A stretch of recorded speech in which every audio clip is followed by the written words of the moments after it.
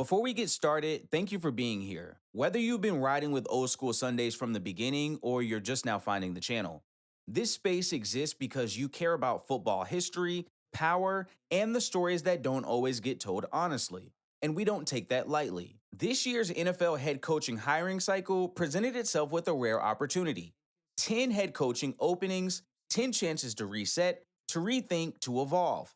In a league where nearly 70% of the players are black, where diversity statements are polished and repeated every year, where the Rooney Rule is still spoken about as proof of progress, the final result came back unmistakably clear: zero. Not one black head coach was hired. This isn't a video about whether any single coach deserved a job. It's not about tearing down individual hires or playing hindsight. This is about the process, about who is trusted to lead, about how power works in the NFL, and more importantly, who it is comfortable giving that power to. Because when outcomes repeat themselves this consistently across years and ownership groups and coaching trends, coincidence stops being a valid explanation. What you're about to hear isn't outrage, it's an examination. A calm, clear look at how the league hires, how owners think, and why this result was far more predictable than the NFL would ever admit. So settle in. If you value context over noise, history over headlines, and truth over comfort, you're in the right place. This is Old School Sundays. When people talk about the NFL, they usually start with coaches, quarterbacks, or schemes. But every major decision in this league begins and ends with ownership. 32 individuals, almost entirely insulated from consequence, control access to power in a multi-billion-dollar industry that publicly markets parity, innovation, and progress. NFL owners are not football experts by default. Many inherited their franchises, others bought their way in. Yet they operate with final authority over hiring, firing, and direction, often with no obligation to explain their reasoning beyond a carefully worded press release. That imbalance matters, because hiring a head coach isn't just about football philosophy, it's about trust, control, and comfort. This coaching cycle made that unmistakably clear. Across the league, owners didn't just influence the process, they became the story. Public missteps, awkward press conferences, and visible dysfunction weren't side notes, they were warning signs. These franchises weren't searching for transformation, they were searching for familiarity. Someone who wouldn't challenge the hierarchy, someone who felt safe. And safety in ownership circles has a very specific look and sound. When owners talk about fit, presence, or command of the room, those phrases aren't neutral. They're subjective filters shaped by decades of insularity. The same traits that are labeled leadership in one candidate become too intense, too rigid, or not ready in another. Power prefers reflections of itself. That's why this isn't about a single hiring cycle gone wrong. It's about a system where the small group of decision makers keeps arriving at the same outcomes, regardless of results. Coaches fail, teams regress, searches restart, and ownership rarely questions its own evaluation methods. In that environment, stagnation isn't accidental, it's self preservation. Before we can even talk about who didn't get hired, we have to be honest about who decides who can be hired. Because until ownership changes how it defines leadership, the carousel will keep spinning and stopping in the same place. Once the hiring cycle concluded, the league didn't need clarification, it needed honesty.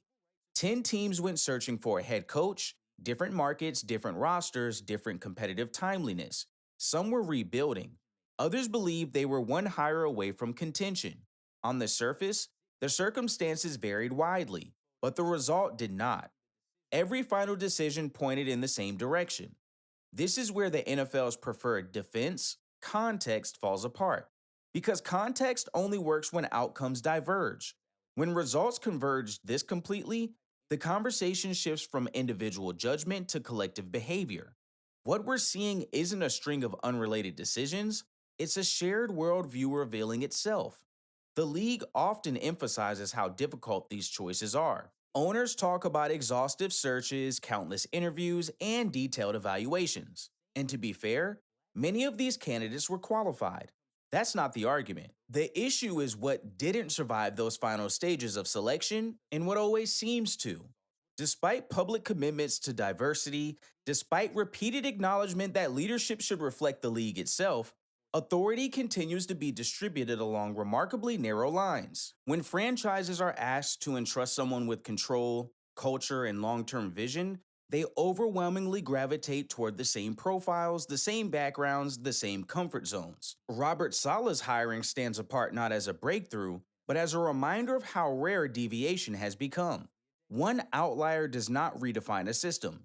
It underscores how rigid the system remains. What makes this cycle especially instructive is that it followed years of public scrutiny.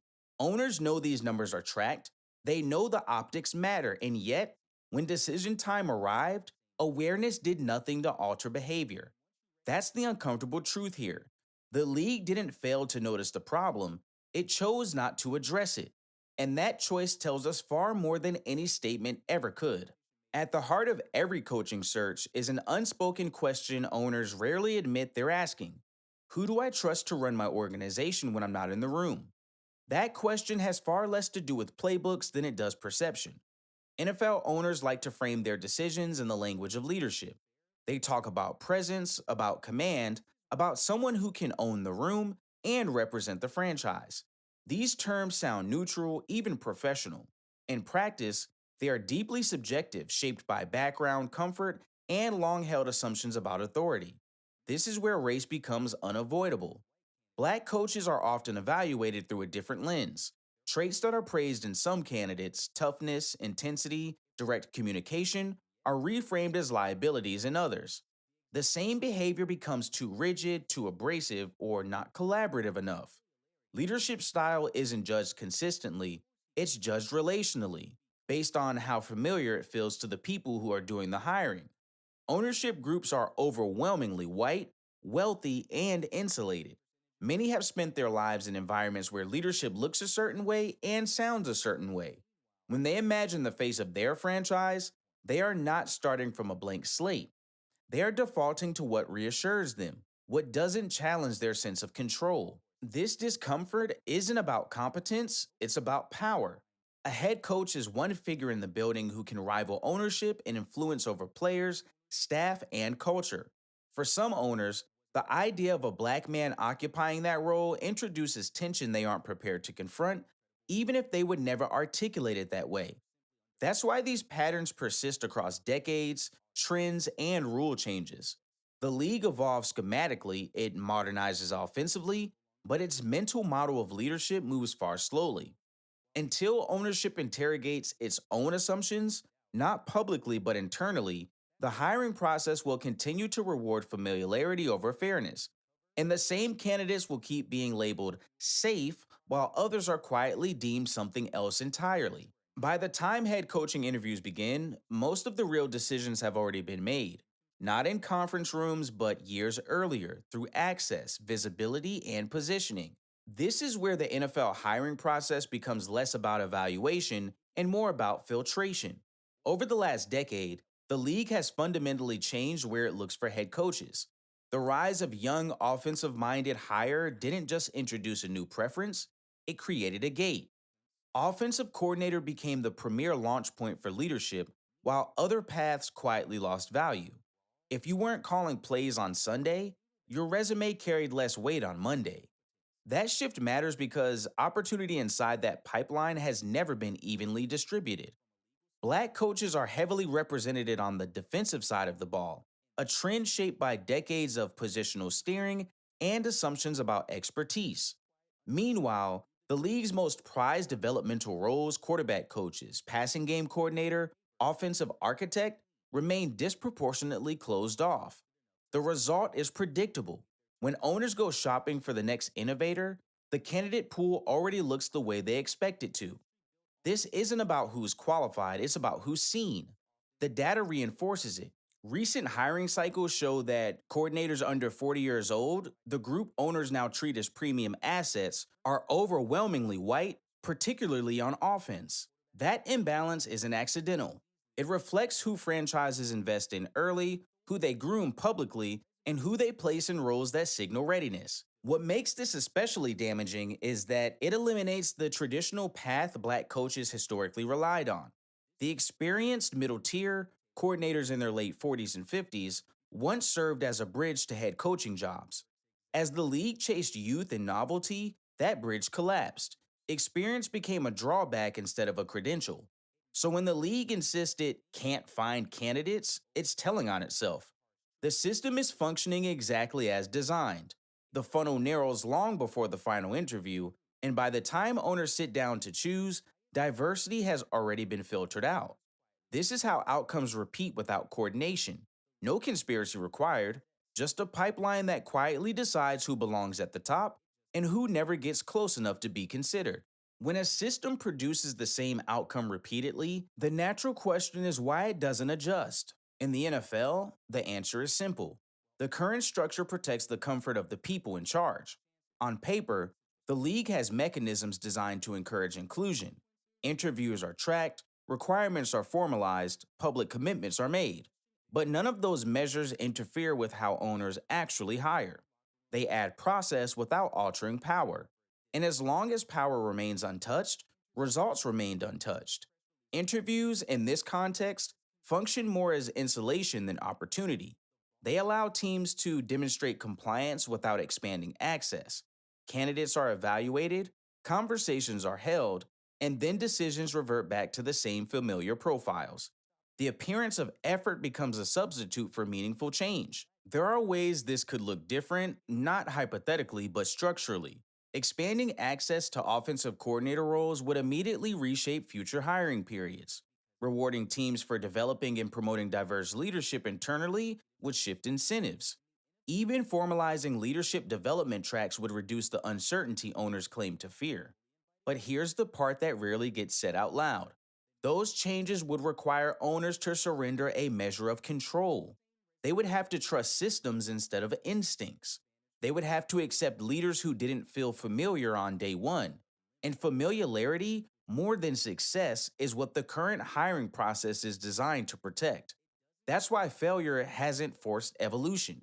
Coaching turnover remains high, searches restart, press conferences promise lessons learned, and the cycle resets, unchanged. The league often frames stagnation as caution. In reality, it's avoidance.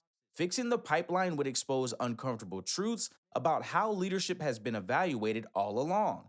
And until owners are willing to confront that reality, the system will continue to function exactly as it has, efficiently producing the same narrow outcomes year after year. If the NFL's hiring preferences consistently produce success, the conversation might end there. Results, after all, are the ultimate justification.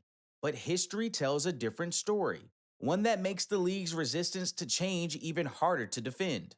Over the last several hiring cycles, head coaches have been fired at an alarming rate. Franchises cycle through leaders every 2 to 3 years, often resetting roster, schemes, and culture before any continuity can form. Stability is preached but rarely practiced. And yet, when those experiments fail, the response isn't reflection, it's repetition. The same profiles are recycled, the same traits are prioritized, the same comfort zones are reinforced. What's striking is how rarely these failures prompt a reassessment of evaluation methods. Owners rarely ask whether they are identifying leadership correctly. Instead, they double down, convincing themselves that the issue was timing, roster construction, or bad luck. Anything but the process itself. This is where the contradiction becomes impossible to ignore. The league markets innovation every Sunday: creative offenses, adaptive coaching, forward thinking analytics. But when it comes to leadership, it remains remarkably rigid. Risk is embraced on the field and avoided in the front office. And that rigidity has consequences beyond wins and losses. It narrows perspective, it limits adaptability. It sends a clear message about who is trusted to guide billion-dollar organizations through complexity and pressure. At some point, failure should force evolution. But in the NFL, failure has been normalized. As long as owners remain insulated, financially secure, publicly unchallenged, and structurally protected, there is little incentive to show how decisions are made. That's how the league can continue hiring the same way, achieving the same uneven results, and still convince itself it's acting responsibly. Not because the system works, but because it works for the people who control it. When the hiring cycle ended, the message was clear, not because of what the NFL said, but because of what it did. This wasn't about a lack of candidates, it wasn't about qualifications, it was about comfort, control, and a league still struggling with who it's willing to trust with real authority. Until that changes, these outcomes won't. If you appreciate football stories that go deeper than headlines, stories that challenge power, examine patterns, and respect your intelligence, that's exactly what we do here on Old School Sundays. If this video gave you something to think about, like it, drop a comment with your thoughts, and subscribe to the channel for more stories the league would rather move past. Thank you for watching and supporting Old School Sundays. This wouldn't be possible without you.